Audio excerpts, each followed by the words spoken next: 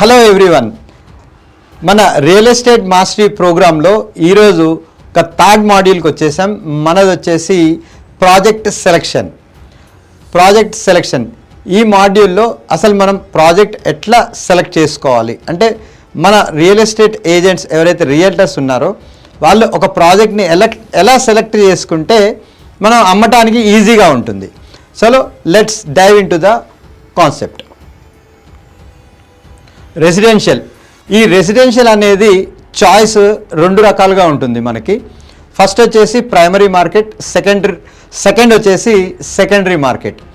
ఈ ప్రైమరీ మార్కెట్లో మనం అబ్జర్వ్ చేస్తే రెంట్ అట్లాగే బైఅవుట్, ఈ రెండిటికి కూడా మనకి చాయిసెస్ ఇట్లా ఉంటాయన్నమాట. రెసిడెన్షియల్లో చాయిస్ ఒకటి ప్రైమరీ మార్కెట్ ఉంటుంది, అట్లాగే సెకండరీ మార్కెట్ ఉంటుంది. దానిలో మళ్ళీ చాయిస్లో రెంట్ ఉంటుంది, బైఅవుట్ ఉంటుంది.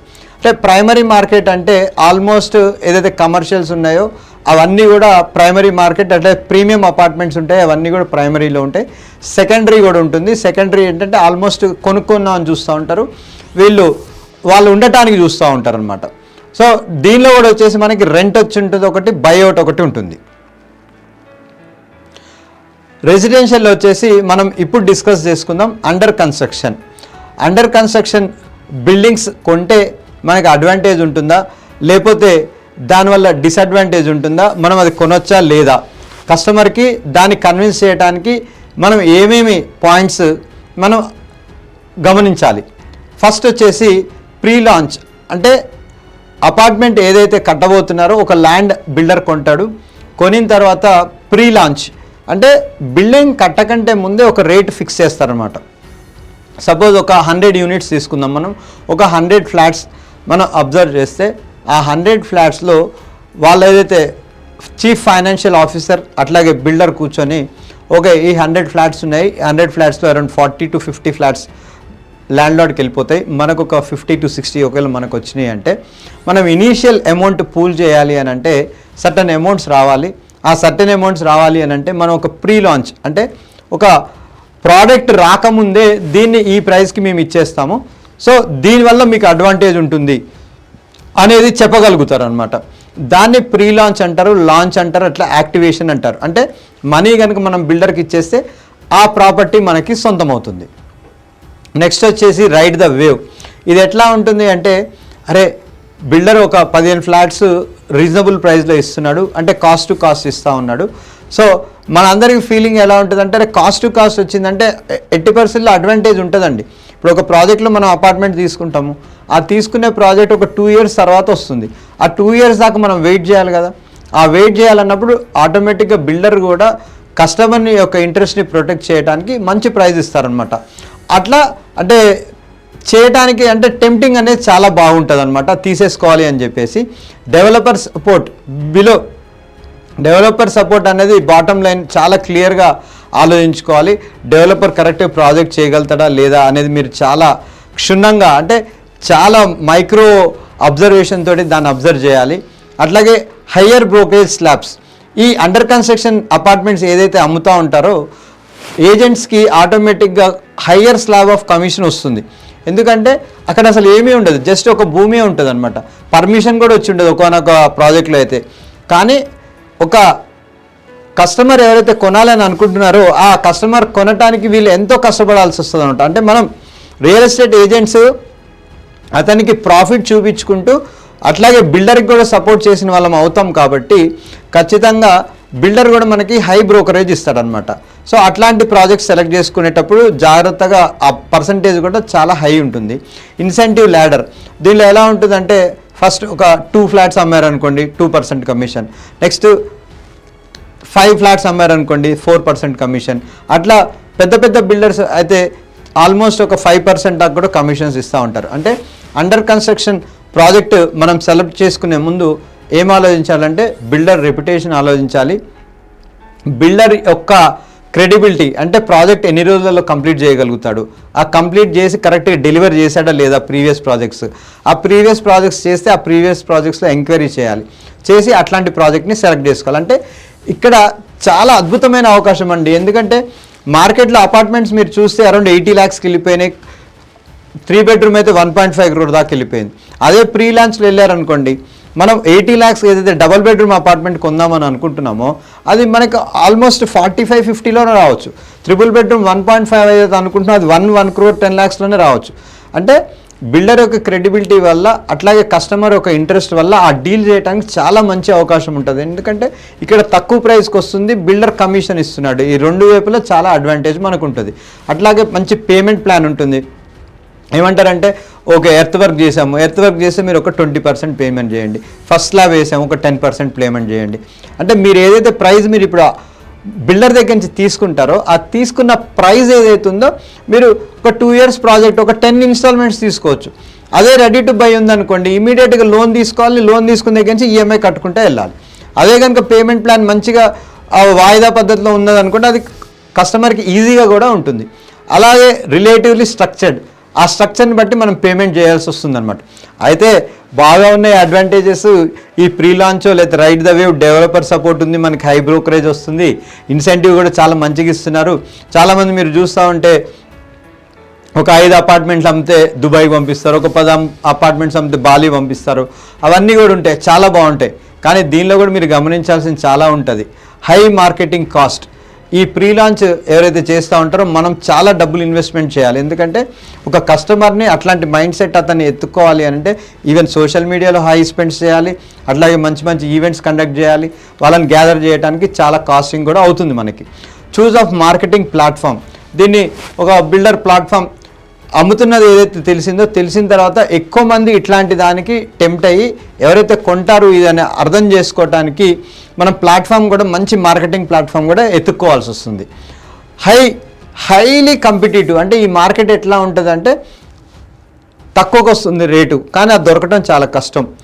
వాళ్ళని పట్టుకోవాలంటే చాలా కాంపిటేటివ్ అనమాట. వాళ్ళని పట్టుకొని క్లోజ్ చేయాలంటే చాలా టఫ్, కానీ అవుతుంది.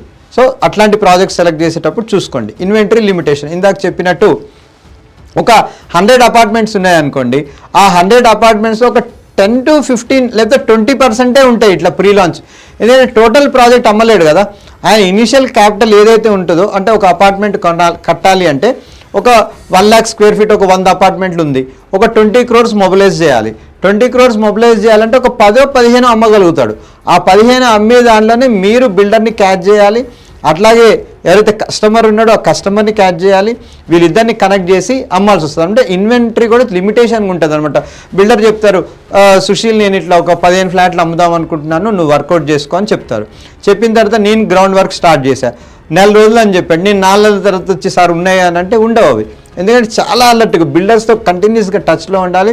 సార్ ఎక్కడైనా ఉంటే ప్రీ లాంచ్ చెప్పండి సార్, నేను కస్టమర్స్ అందరినీ టచ్లో ఉన్నాను, వాళ్ళకి మంచి మంచి ఆఫర్స్ చెప్పానని చెప్పి మీరు ఖచ్చితంగా బిల్డర్తో కనెక్టివిటీలో ఉంటే ఖచ్చితంగా అట్లాంటి డీల్స్ చేయడానికి అవకాశం ఉంటుంది. రిస్క్ ఆఫ్ రైట్ డెలివరీ ఇక్కడ చెప్పాను కదండి, మీకు ఒక 2 yearsలో అయ్యే ప్రాజెక్ట్ మేబీ 6 నెలలు పెరగవచ్చు, మేబీ 1 year కూడా పెరగవచ్చు. కావాలని వాళ్ళని మైండ్ సెట్ అట్లా ప్రిపేర్ చేయాలి. అంటే నాకు 50 లక్షల్లో ఇస్తా అన్నారు అపార్ట్మెంటు, ఓకే నేను పేమెంట్ ప్లాన్ ప్రకారం చేసుకుంటూ వెళ్ళాలి, లేకపోతే అప్ ఫ్రంట్ కట్టిన తర్వాత 2 yearsలో బిల్డర్ ఇవ్వలేదు అనుకోండి, వాళ్ళకి ఇంట్రెస్ట్ అనేది లాస్ అయిపోతారు. సో దాన్ని చాలా ఇంపార్టెంట్ పాయింట్గా మీరు కన్సిడర్ చేయాలి. చేసిన తర్వాత ఎఫెక్ట్స్ ఆన్ క్లయింట్ ఎడ్యుకేషన్. క్లయింట్కి ఆల్రెడీ ప్రిపేర్ చేయాలి. మనం ఎట్లా ప్రిపేర్ చేయాలంటే సార్ ఇట్లా ప్రోగ్రెస్ అవుతుంది, ఇట్లా ground work, first slab, second slab, ఇప్పుడు బ్రిక్ వర్క్ అయిపోయింది, తర్వాత ప్లాస్టింగ్ అయిపోయింది, తర్వాత వుడ్ వర్క్ అయిపోయింది. అంటే కస్టమర్కి మైండ్ సెట్ అనేది ముందే ప్రిపేర్ చేస్తూ ఉండాలి, ఈ టైంలో ఈ వర్క్ అవుతుంది. అట్లాగే బిల్డర్తో కూడా సార్ మనం ఆల్రెడీ అమ్మేశాము, సో మీరు ఈ రకంగా వర్క్ ప్రోగ్రెస్ చేయాలని చెప్పి అది కూడా మనం చెప్పాలన్నమాట. నెక్స్ట్ వచ్చి ఇప్పుడు అండర్ కన్స్ట్రక్షన్ అనేది మీకు క్లియర్గా అర్థమైంది కదండి. అండర్ కన్స్ట్రక్షన్స్లో ఉండే అడ్వాంటేజ్ అట్లాగే లిమిటేషన్స్ ఇవన్నీ కూడా మీరు కంపేర్ చేసుకొని చేస్తే, అంటే అండర్ కన్స్ట్రక్షన్ చేసినా మంచి ప్రాఫిటే ఉంటుంది. అట్లాగే రెడీ టు మూవ్ ఇన్, ఇప్పుడు మనం ready to move in projects అనేది తెలుసుకుందాం.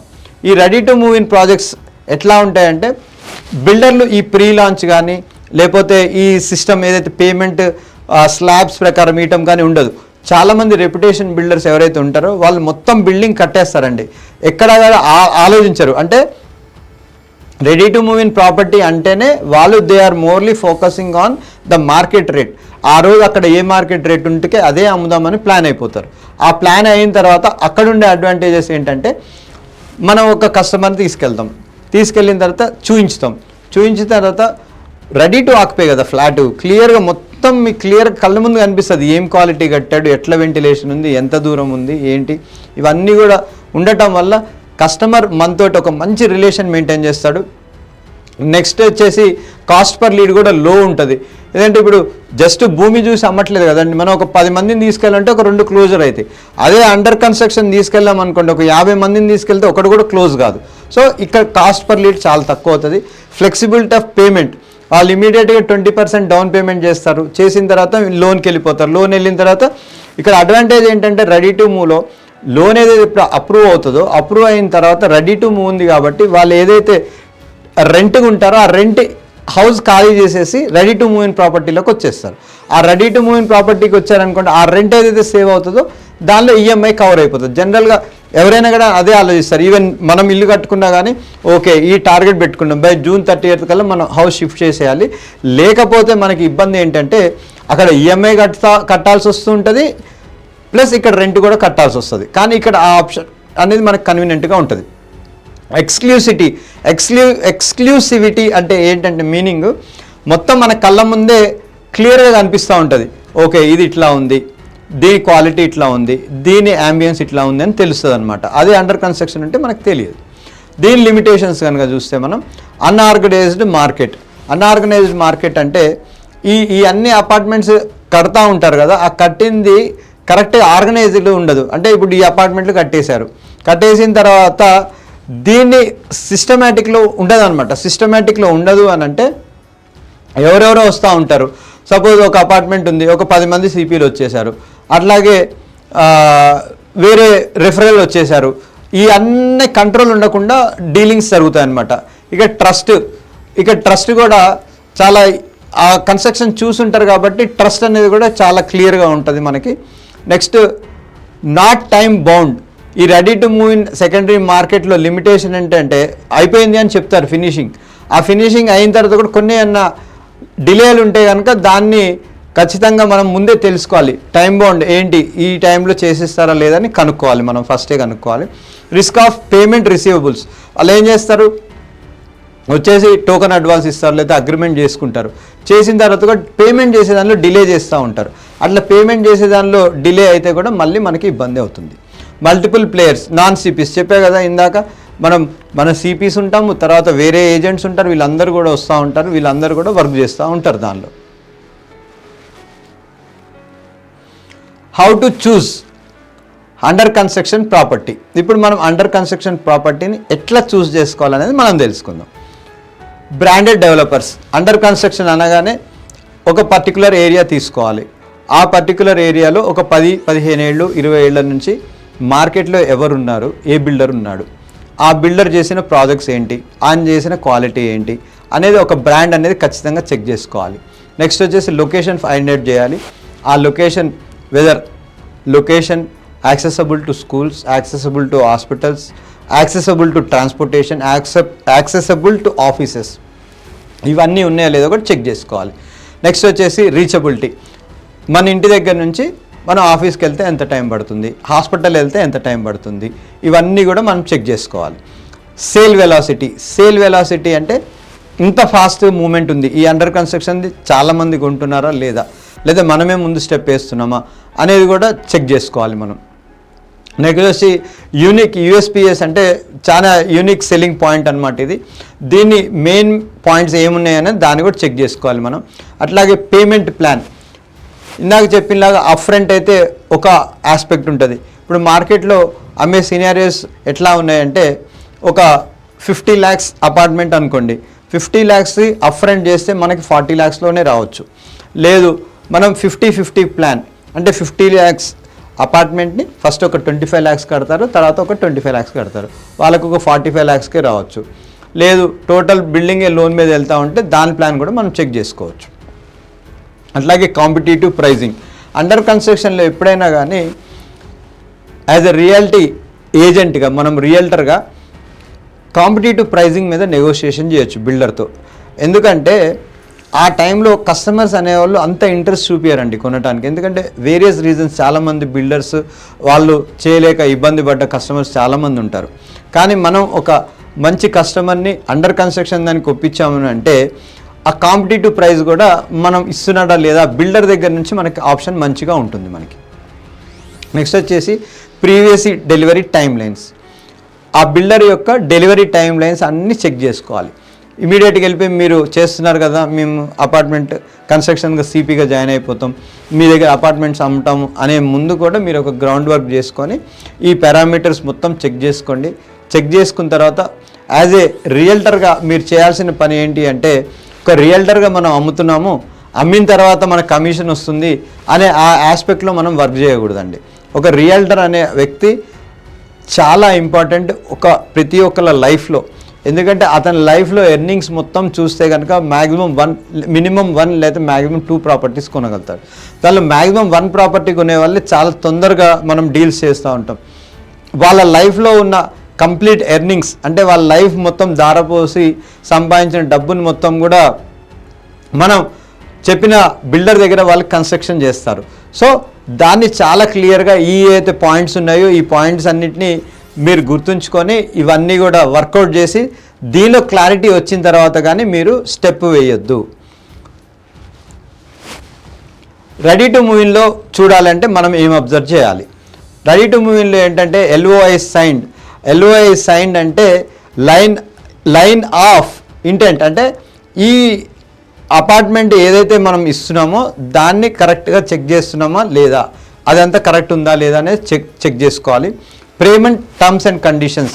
బిల్డర్ ఏం చెప్తారంటే సో అండ్ సో టైంలో ఇంత అమౌంట్ ఇవ్వాలి, తర్వాత ఇంత అమౌంట్ ఇవ్వాలి. ఆ టర్మ్స్ అనేది కరెక్ట్ పేపర్ మీద పెట్టుకోండి. ఎందుకంటే రేపు బిల్డర్ రేట్ పెరిగిందని ఆయనైనా రేట్ పెంచవచ్చు, లేకపోతే ఏదైనా ఒక ఇష్యూ కూడా క్రియేట్ చేయొచ్చు. సో పేమెంట్ టర్మ్స్ అనేది కూడా మంచిగా క్లియర్గా చెక్ చేసుకోండి. అట్లా చేసుకునే ముందు ఒక లాయర్ని కూడా అప్రోచ్ కండి.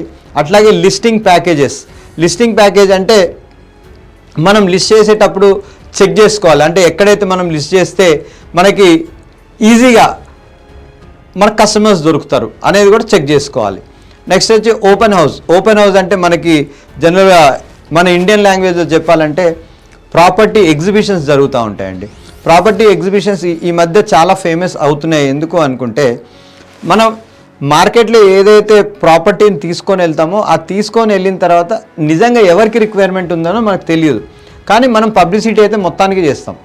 ఎప్పుడైతే ఈ ఓపెన్ హౌస్ కానీ అట్లాగే ఎగ్జిబిషన్స్ కానీ దీనివల్ల ఉపయోగం ఏంటి అంటే చాలామంది దాని రిక్వైర్మెంట్ ఉన్న వాళ్ళే అక్కడికి వస్తారు, వాళ్ళు అక్కడికి వస్తారు కాబట్టి మనకు అమ్మటానికి కూడా ఈజీగా ఉంటుంది. నెక్స్ట్ వచ్చేసి ఎక్స్క్లూసివిటీ టెన్యూర్ అంటే కరెక్ట్ టైం ఫ్రేమ్ ఉంటుందండి మనకి. ఆ బిల్డర్ చెప్తాడు నా రెరా అగ్రిమెంట్ ప్రకారం నేను ఇన్ని రోజులకి కన్స్ట్రక్షన్ చేస్తాను, ఒకవేళ చేయని పక్షంలో నాకు ఏదైతే గ్రేస్ పీరియడ్ ఉందో ఆ గ్రేస్ పీరియడ్ కూడా చేస్తాను, ఆ గ్రేస్ పీరియడ్లో కూడా అవ్వలేకపోతే మనకి రెరా ఏం చెప్తుంది అంటే గ్రేస్ పీరియడ్ కూడా బిల్డర్ మనకి ఆక్యుపెన్సీ ఇవ్వకపోతే దాని నుంచి ఒక రేట్ ఆఫ్ ఇంట్రెస్ట్ ఫిక్స్ చేసిందండి గవర్నమెంట్. అది ఎన్ని రోజులు డిలే అయితే అన్ని రోజులు అతను పేమెంట్ చేయాలి. పేమెంట్ చేయకపోతే మనం వెళ్ళేసి రెరా ఏదైతే ఆర్గనైజేషన్ ఉందో అక్కడికి వెళ్ళిన తర్వాత కంప్లైంట్ చేస్తే అతనికి ఫైన్ ఎంత పడుతుంది అనేది మనకి తెలియదండి. అది చేయనందుకు అతను కట్టాడా ప్రాబ్లం లేదు, కట్టకపోతే మేబీ అక్కడున్న ఆ రోజు సిచ్యువేషన్ బట్టి వాళ్ళకి ఎంతైనా ఫైన్ పడుతుంది.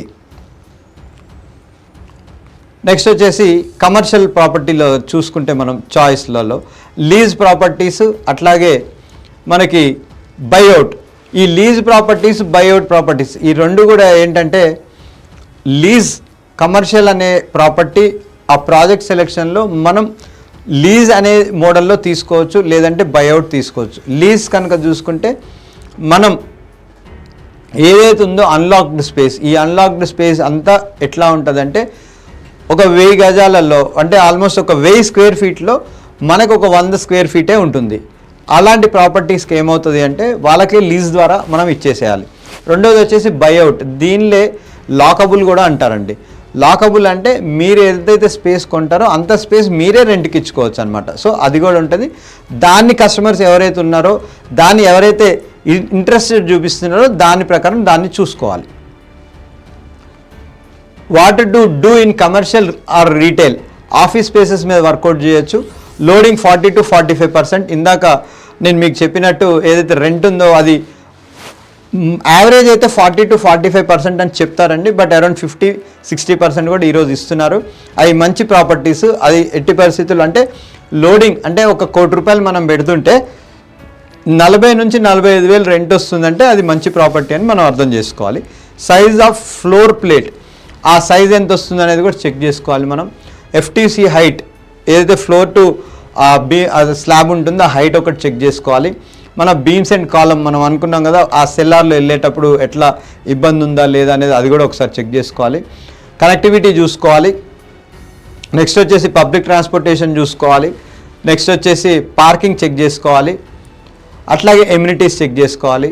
ఇవన్నీ కూడా మై కనెక్ట్ ఇన్వెస్టర్స్ కార్పొరేట్స్ ఈ ఫెసిలిటీస్ అన్నీ ఉన్నాయి అని చెక్ చేసుకున్న తర్వాత యాజ్ ఏ రియల్టర్గా కాకుండా యాజ్ ఏ ఇన్వెస్టర్గా మనం దాన్ని బై చేస్తామా లేదా అనేది చెక్ చేసుకొని మనం బై చేయగలుగుతాము, మనకి మంచి రిటర్న్స్ వస్తుంది అని ఫీలింగ్ వచ్చినప్పుడే మనం ఎదుటి వాళ్ళని అప్రోచ్ అవ్వాలి. రిటర్న్ ఆన్ ఇన్వెస్ట్మెంట్ ఇందాక చెప్పినట్టు 6% ప్లస్ ఉంటుందండి ఇప్పుడు మార్కెట్లో.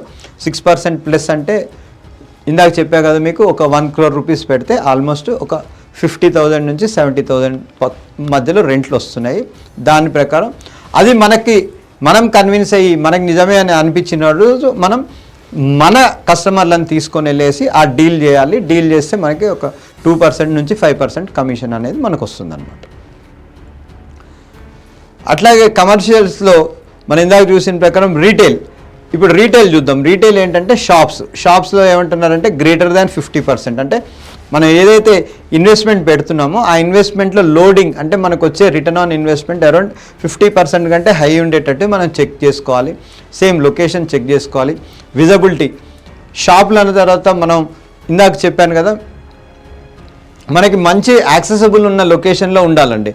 యాక్సెసిబుల్ లొకేషన్తో పాటు ఫ్రంటేజ్ ఎక్కువ, ఏదైతే మన రోడ్డు ఫేసింగ్లో ఉంటుందో లేదా ఐదర్ ఆఫీస్ ఫేసింగ్ ఉంటుందో అది ఫ్రంటేజ్ అనేది చాలా ముఖ్యం మనకి. F2C హైట్ కూడా చాలా important. Brand connect, anchoring regular. Anchoring అంటే కనుక సేమ్ 500 square feet షాప్ ఉంటుంది, ఆ 500లో ఒక 5 మెంబర్స్ని పెట్టేస్తారు. ఇక్కడ అడ్వాంటేజ్ ఏంటంటే యాంకరింగ్ దానిలో ఏదైతే స్పేస్ ఇస్తారో ఆ స్పేస్ యొక్క నైబర్స్ని కూడా యాడ్ చేస్తారండి. కానీ అన్లాకబుల్ ఏదైతే స్పేస్ ఉంటుందో ఆ అన్లాకబుల్ స్పేస్లో నైబర్స్ ఏంటనేది తెలియదు. సో యాంకరింగ్ అనేది చాలా మంచి ఆప్షన్ ఉంది. ఇప్పుడు రెగ్యులర్ అంటే టోటల్ ఫ్లాట్ షట్టర్ ఉంటే ఆ షట్టర్కి మొత్తం స్పేస్ ఇస్తారు కాబట్టి ఆ స్పేస్ క్లియర్గా మనం తెలుసుకోవచ్చు. బ్రాండ్ యాక్సెప్టెన్స్, గ్రోత్ ప్లాన్, అట్లాగే యాక్సెసిబిలిటీ. అంటే కమర్షియల్ అంటేనే ప్రైమ్ లొకాలిటీలో ఉండాలండి. ఆ లొకాలిటీలో ఉన్న వాటికే కమర్షియల్గా మీరు డీల్ చేయండి. దాని తప్పి ఎక్కడో ఉంది కదా తక్కువ రేట్ వస్తుందని అక్కడ అస్సలు వెళ్ళొద్దు మీరు. క్యాపిటివ్ ఆడియన్స్ అంటే రెసిడెన్షియల్ అట్లాగే కార్పొరేట్స్, ఇవి కొనడానికి చాలామంది ఎవరైతే ఎన్ఆర్ఐస్ ఉంటారో వాళ్ళు ఇంట్రెస్ట్ చూపిస్తూ ఉంటారు. అట్లాగే కార్పొరేట్ కంపెనీస్ కూడా ఇన్వెస్ట్మెంట్ పెట్టడానికి ఇంట్రెస్ట్ చూపిస్తారు. రిస్క్ ఆఫ్ బిజినెస్ క్లోజర్, ఇది 5 years 10 years lock in period అని చెప్పేసి అట్లా అగ్రిమెంట్ అంటే మనం కొన్న రోజునే అగ్రిమెంట్ అయిపోతుందండి. ఆ అగ్రిమెంట్ క్లోజర్ అయ్యేటప్పుడు చూసుకోవాలి. కొంతమంది ఏం చేస్తారంటే లాంగ్ పీరియడ్ తీసుకుంటారు, మేబీ ఒకవేళ వెకేట్ చేసేటప్పుడు కొంచెం ఇబ్బంది పడతారు. సో మీరు ముందే ఆ రిస్క్ ఆఫ్ బిజినెస్ క్లోజర్ అనేది కంప్లీట్గా చదవాలి. ల్యాండ్, ఒకవేళ ల్యాండ్ ప్రాజెక్ట్ సెలెక్షన్ చేసుకుందాం అనుకున్నాం, ఇందాక ఏమేమి చెప్పుకున్నాం, ఒక రెసిడెన్షియల్ అండర్ కన్స్ట్రక్షన్ అయితే ఎట్లా, రెడీ టు మూవ్ ఇన్ అయితే, కమర్షియల్ అయితే షాప్స్ ఎట్లా, కమర్షియల్ స్పేస్ ఎట్లా, నెక్స్ట్ వచ్చేసి రీటైల్ షాప్ అయితే ఎట్లా. ఇప్పుడు మనం ల్యాండ్లో వచ్చేసి ఎట్లా ల్యాండ్ చూస్ చేద్దాం అనేది చెక్ చేద్దాం. క్లియర్ టైటిల్, ప్లాట్ కానీ అగ్రికల్చర్ ల్యాండ్ కానీ ఏ ల్యాండ్ చూసినా కానీ ఫస్ట్ క్లియర్ టైటిల్ అనేది చాలా ఇంపార్టెంట్. క్లియర్ టైటిల్ లేదు అనుకుంటే చాలా లీగల్ ఇష్యూస్ వస్తాయి. ఆ లీగల్ ఇష్యూస్ నుంచి బయటపడాలంటే చాలా ఇబ్బంది ఉంటుంది. ఫస్ట్ ఎక్కడికి వెళ్ళినా క్లియర్ టైటిల్ ఉందా లేదా, ఆ క్లియర్ టైటిల్ అనేది మీరు చెక్ చేయాలి. మీకు చెక్ చేయని టైంలో ఒక మంచి అడ్వకేట్ని అప్రోచ్ కావాలి. అడ్వకేట్కి ఏదైతే అప్రోచ్ అవుతామో ఆ అడ్వకేట్ మనకి క్లియర్గా దాన్ని హిస్టరీ మొత్తం ఇస్తారు. నెక్స్ట్ వచ్చి కనెక్టివిటీ. ఒకప్పుడు పొలాలు ఉండేయండి, ఆ పొలాలు ఎలా ఉండేవి, రోడ్డు వైపు ఒక పొలం ఉంటే వెనకాల 3rd బిట్ 4th బిట్ తర్వాత ఇంకో పొలాలు ఉండేవి. ఆ పొలాల దగ్గర రోడ్డు పెద్ద సమస్య ఉండేది కాదు అప్పుడు, ఎందుకంటే పొలాలు కాబట్టి ఒక పొలంలోంచి ఇంకొక పొలం వెళ్ళటానికి మన భారత రాజ్యాంగం ప్రకారం మనకు రైట్ ఉంది. కానీ ఇతని పొలంలోంచి రోడ్డు వేసి ఇవ్వాలి అంటే రోడ్డు వేసి ఇవ్వలేరు. సో రేపు ఈ ఫ్రంట్ ఉన్నవాడు అతను మన ఇబ్బంది పెట్టే అవకాశం కూడా ఉంటుంది. కాబట్టి మన రియల్టర్స్ అందరూ కూడా ల్యాండ్ డీల్ చేసేటప్పుడు వెదర్ 40 feet అప్రోచ్ రోడ్ ఉందా లేదా. నేను 40 feet అని ఎందుకు చెప్తున్నానంటే ఇప్పుడు కొత్తగా డిటీసీపీ, హెచ్ఎండిఏ, జిహెచ్ఎంసీ వీళ్ళు ఎవరైనా కానీ ఎన్ని మున్సిపాలిటీ కానీ 40 feet అప్రోచ్ రోడ్ని ప్రిఫర్ చేస్తున్నాయి. సో ఆ 40 feet కనెక్టివిటీ ఉందా లేదా అని చెక్ చేసుకుంటే మనకి ప్రాబ్లం సాల్వ్ అయిపోయినట్టే. ఫ్యూచర్ గ్రోత్ ఎట్లా ఉంది, ఇక్కడ నుంచి కొత్త కంపెనీలు ఏమొస్తున్నాయి, కొత్త ఇండస్ట్రీస్ ఏమొస్తున్నాయి, కొత్తగా డెవలప్మెంట్స్ ఏమొస్తున్నాయి అనేది కూడా అది కూడా చెక్ చేసుకోవాలి మనం. పేషెన్సీ అంటే కస్టమర్ వస్తాడు, బాబు నేను ఒక 500 గజాలు 20,000 రూపాయలు కొంటాను, ₹1,00,00,000 ఇన్వెస్ట్మెంట్ చేస్తాను, మన దగ్గర ఏమైనా ప్రాపర్టీస్ ఉన్నాయని అడుగుతాడు. అడిగినప్పుడు వాళ్ళతో మనం ఏం మాట్లాడాలి, సార్ ప్లాట్ కొనుక్కుంటారా, ల్యాండ్ కొనుక్కుంటారా, లేకపోతే కమర్షియల్ ప్లాట్ కొంటారా అని అడగాలి. అడిగిన తర్వాత మీకున్న యాక్సెస్ బట్టి ఎక్కడైతే అప్రిసియేషన్ ఉన్నాయో అవన్నీ చూపించి వాళ్ళకి క్లియర్గా ఏం చెప్పాలంటే, సార్ అన్న ప్రకారం ఇమ్మీడియట్గా మనకి హైక్ అవ్వదు ప్రైస్, కొంచెం పేషెన్సీ లెవెల్ ఉండాలి. ఆ పేషెన్సీ లెవెల్ అనేది ఒక కస్టమర్ని మీరు మాట్లాడే విధానంలో చెక్ చేసుకొని ఇతను ఓపిక పట్టగలిగే వ్యక్తి అయితే కనుక మంచిగా కొంచెం లేట్ అయినా బాగా అప్రిసియేషన్ వచ్చే ల్యాండ్స్ చూపించాలి. ఇతనికి ఓపిక లేదు, ఇమీడియట్ 2 yearsలోనే అమ్మేస్తాడు అంటే అక్కడ హై అప్రిషియేట్ ఉన్న ఏరియాలో ల్యాండ్స్ చూపించాలి మనం. 10 years డెవలపర్స్ లాకిన్. డెవలపర్స్ ఇప్పుడు ఏం చేస్తారంటే plots ready to construct houses ఉన్నాయి కూడా వాళ్ళు తీసుకొని వాళ్ళు లాకిన్ చేసుకుంటున్నారు. అంటే ఇన్ని రోజులు మా కంట్రోల్లోనే ఉంటుంది, తర్వాత మేము అమ్ముతామని చూస్తున్నారు. సో అట్లాంటివి కూడా టర్మ్స్ అండ్ కండిషన్స్ మీరు క్లియర్గా ముందే చెక్ చేసుకోవాలి. Agriculture, non agriculture, industrial lands. ఈ ల్యాండ్స్ అమ్మే దగ్గర ఇందాక అనుకున్నాం కదా, plots, agriculture land, non agriculture land, industrial land, ఇవన్నీ కూడా మనకి కస్టమర్ యొక్క నీడ్. అంటే ప్రతి ఒక్కరు రియల్టర్స్ అందరూ ప్లాట్స్ అమ్మేస్తాం, అందరం అగ్రికల్చర్ ల్యాండ్స్ అమ్మేస్తాం, అందరం ఇండస్ట్రియల్ ల్యాండ్స్ అమ్మేస్తాం, అందరూ కమర్షియల్ స్పేస్ అమ్మేస్తాం, ఆఫీస్ స్పేస్ అమ్మేస్తాం, రెసిడెన్షియల్ అమ్మేస్తాం, రీటైల్ అమ్మేస్తాం. ఇట్లా అన్నీ సెట్ చేసుకుంటే మనకి బిజినెస్ అనేది అంత సక్సెస్గా వెళ్ళదండి. మనం ఇందాక లాస్ట్ సెషన్లో చెప్పుకున్నట్టు వర్టికల్ సెలెక్షన్ చాలా ఇంపార్టెంట్, అది కరెక్ట్ సెలెక్ట్ చేసుకోవాలి. ఆ వర్టికల్లో మనం ఒక దాని మీద ల్యాండ్ అయిపోతాం. ఎట్లా అంటే ఒక రెసిడెన్షియల్ తీసుకుందాం అనుకుంటాం మన వర్టికల్, లేదంటే కమర్షియల్ తీసుకుందాం అనుకుంటాం, రీటైల్ తీసుకుందాం అనుకుంటాం, ల్యాండ్ అని తీసుకుందాం అనుకుంటాం. వీటిలో ఏదైనా సెలెక్ట్ చేసుకున్న తర్వాత ఆ వర్టికల్లో వర్క్ చేసుకోవాలి. నెక్స్ట్ వచ్చేసి work with developers or investors.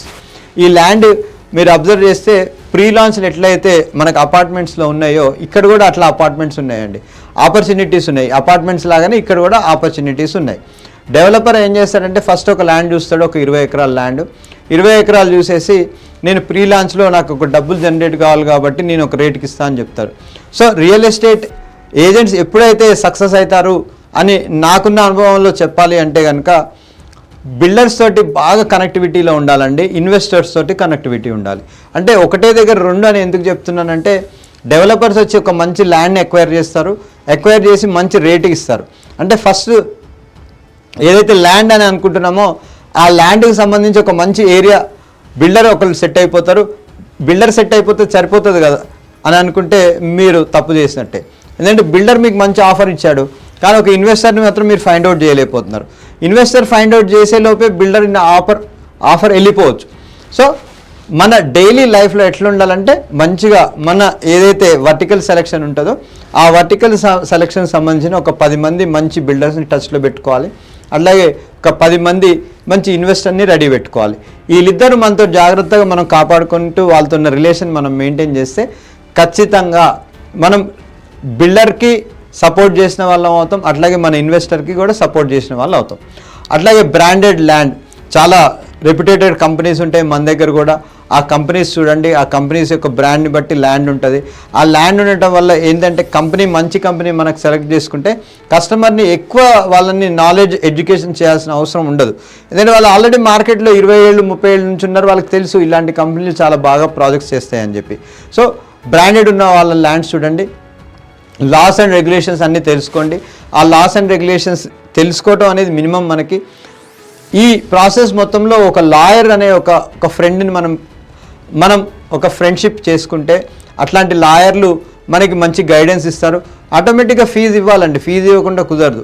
అందుకే మీరు బ్రాండెడ్ డెవలపర్స్ దగ్గరికి వెళ్ళారనుకోండి, ఆ ఏదైతే లీగల్ అడ్వైజర్ ఉన్నాడో, ఆ కంప్లైన్సెస్ ఉన్నాయో, ఆ పర్మిషన్స్ ఏమున్నాయో అన్నీ వాళ్ళే తీసుకొని వస్తారు. వాళ్ళే తీసుకొచ్చారు కాబట్టి మళ్ళీ మీరు లాయర్కి పెట్టడం, మళ్ళీ రెగ్యులేషన్స్ ఉన్నాయా లేదా అని చెక్ చేసుకోవడం అంత అవసరం ఉండదు. సో ఒక బ్రాండెడ్ డెవలపర్ని సెలెక్ట్ చేసుకుంటే అవి ఆటోమేటిక్గా డిఫాల్ట్ వస్తాయి. కాబట్టి ఫస్ట్ అది చెక్ చేసుకోండి. ఒకవేళ ఒక మంచి బిల్డర్ కాకుండా ల్యాండ్ మంచిది ఉంది అనుకుంటే కనుక ఒక మంచి లాయర్ని అప్రోచ్ అవ్వండి. లాయర్ గారు మొత్తం క్లియర్గా డేటా మొత్తం తీసి దానిలో ఉన్న ప్రాబ్లమ్స్ చెప్తారు, దాన్ని బట్టి డెసిషన్ తీసుకోండి. నెక్స్ట్ వచ్చి be an agent in any organization. Be an agent in any organization అంటే నా మీనింగ్, మంచి కంపెనీలు ఉన్నాయి, బిల్డర్స్ ఉన్నారు, అట్లాగే ల్యాండ్ డెవలపర్స్ ఉన్నారు. ఒక మంచి ఆర్గనైజేషన్లో ఉండండి. ఆర్గనైజేషన్లో ఉంటే అక్కడున్న పీపుల్ మొత్తం ఎట్లా సర్వీస్ చేస్తున్నారు, ఆ పీపుల్ మొత్తం కూడా వాళ్ళకున్న ఫెసిలిటీస్ ఏమిస్తున్నారు, మార్కెటింగ్ దానికి సంబంధించి ఏం సపోర్ట్ చేస్తున్నారు, సేల్స్ సపోర్ట్ ఏం చేస్తున్నారు. అంటే ఒక ఇండివిజువల్ ఏజెంట్గా ఉండి ఎక్కడో ఒక ప్లాట్ అమ్మేదానికంటే కూడా ఒక పెద్ద కంపెనీలో వన్ ఆఫ్ ద ఏజెంట్గా ఉన్నారంటే మీకు నెట్వర్కింగ్ కానీ మంచి మంచి ప్రాపర్టీస్ కానీ, అంటే ఒక ఆర్గనైజేషన్లో నాతో ఒక 100 మంది ఉన్నారు, నాకు ఆ 100 మందితో ఒక ఫ్రెండ్షిప్ ఉందనుకోండి, ఆ 100 మందికి తెలిసిన ఏవో ల్యాండ్స్ ఉంటాయి, ఆ ల్యాండ్స్ అన్నీ కూడా మీకు తెలిసినట్టు అవుతుంది కదా. ఇప్పుడు వాట్సాప్ గ్రూప్ వచ్చేసింది, ఎవరో ఒకరు నాకు పలానా ల్యాండ్ కావాలని పెడితే వాళ్ళందరూ పెడతారు కదా. Be an agent in an organization. Be an agent in an organization అంటే మీరు ఒక ఇండివిజువల్ రియల్టర్గా ఉండే కంటే కూడా ఒక మంచి ఆర్గనైజేషన్, మంచి కంపెనీ, బ్రాండెడ్ కంపెనీ, మంచి సర్వీస్ ఇచ్చే కంపెనీలో ఒక ఏజెంట్గా మీరు జాయిన్ అయితే ఆ ఏజెంట్స్ అనేది ఒక పెద్ద గ్రూప్ ఉంటుందండి. అంటే కొన్ని కంపెనీస్ మీరు చూస్తే మీరు 500 మంది గ్రూప్ ఉన్నారు, ఒక 1000 మంది గ్రూప్ ఉన్నారు. అట్లా గ్రూప్స్లో జాయిన్ అవుతే మీకు ప్రాపర్టీ డెవలపర్స్ అట్లాగే ఇన్వెస్టింగ్ చేసే వాళ్ళందరితో కూడా వీళ్ళ ద్వారా కూడా లింక్ వచ్చే అవకాశం ఉంటుంది. అట్లాగే మీ రిక్వైర్మెంట్ ఏదైతే ఉంటుందో ఆ రిక్వైర్మెంట్ మన గ్రూప్లో సభ్యులకు చెప్తే వాళ్ళు కూడా మనకు బిజినెస్ తీసుకొచ్చే అవకాశం ఉంటుంది. ఎప్పుడైనా ఒక individual property real estate agent కంటే కూడా ఒక గ్రూప్లో ఉంటే చాలా సక్సెస్ వస్తుందని చెప్పి మనం చాలా ఎక్స్పీరియన్సెస్లో చాలా సిచ్యువేషన్స్లో మనం చూసాం. ఫ్రెండ్స్, ఈరోజు ప్రాజెక్ట్ సెలెక్షన్ కూడా మీరు చూశారు. ఈ ప్రాజెక్ట్ సెలెక్షన్ ఒక వైజ్ డెసిషన్ కనుక మీరు తీసుకుంటే మీకు ఆల్మోస్ట్ 90% ప్రాబ్లమ్ సాల్వ్ అయిపోతుంది. ఈ 90% సాల్వ్ అయింది అంటే ప్రాబ్లం ఆటోమేటిక్గా డీల్స్ కూడా మనకి క్లోజ్ అవుతాయి. Thank you very much.